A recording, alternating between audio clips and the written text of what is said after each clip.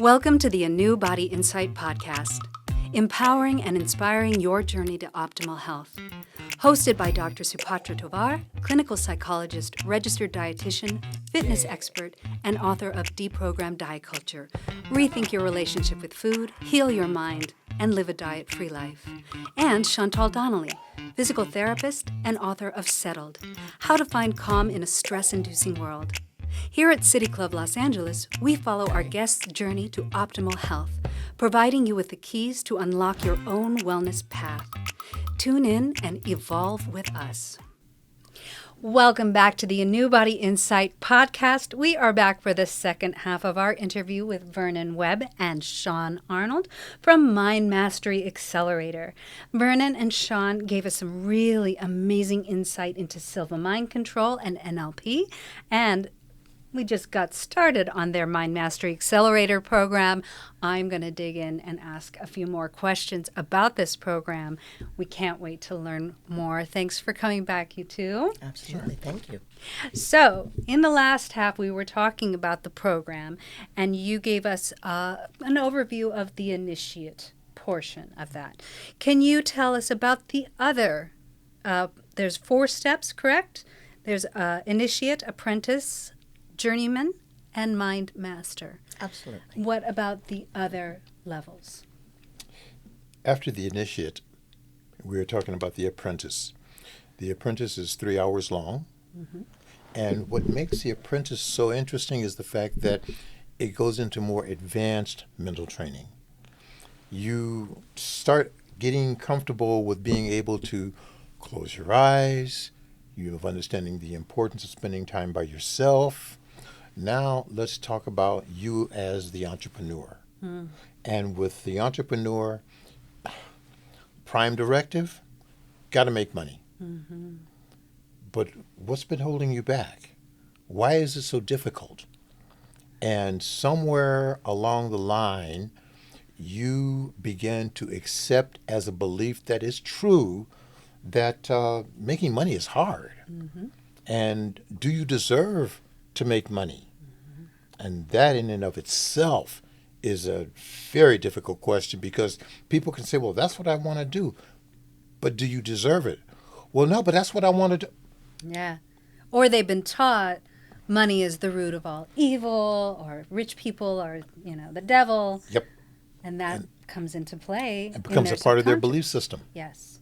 And they just act that way. Right.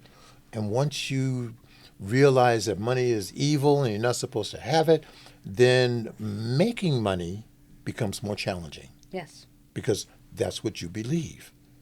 And so what we're looking at doing is changing the way that people look at money. Mm-hmm. Money, first of all, is nothing but paper. Mm-hmm. It's a means of getting what it is that you want. But people have got their idea about money as, instead of being something that it's close to them. Yes. Shaune? Yes. Way out there. I can't even see the money. It's so far away. So it's certainly not in my pocket. Certainly not in my pocket. It's way out there, and I'll just never get, because if I run after it, it runs faster than I do. So I'll never catch it. Mm-hmm. But what we're talking about being able to do in those 3 hours with the apprentice training is, first of all, stop chasing it. Mm-hmm. Well, how am I going to get it if I don't chase it? Just stop chasing it. Mm-hmm. Now, how about having the money come to you? Mm-hmm. I can do that? Absolutely. You create that mental picture in your mind, and you change your relationship to money. First of all, it's not evil. And if something isn't evil, then let's have it come a little bit closer here. Mm-hmm. And it is something that is going to change your life for the good.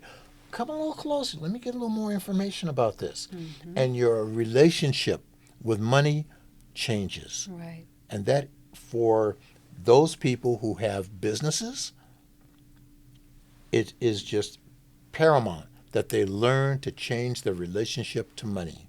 It's from going from the scarcity mindset to the abundance mindset? It is, in fact. Mm-hmm. And so that's what you will teach in the apprentice level. Yes. That and a few things. For example, we talk about beliefs, limiting beliefs, and how do you change those? Well, you work with your value system. Your values are things that are important to you about a certain area of your life. In our last segment, were speaking about the wheel of life and how you're doing great in certain areas of your life and not doing great in other areas of your life. And so in the initiate program, we are going to have them actually identify an area of their life where they're not supporting themselves. And then we're going to take them through a neurostrategic technique to help them actually blow out that limiting belief and visualize their life without it.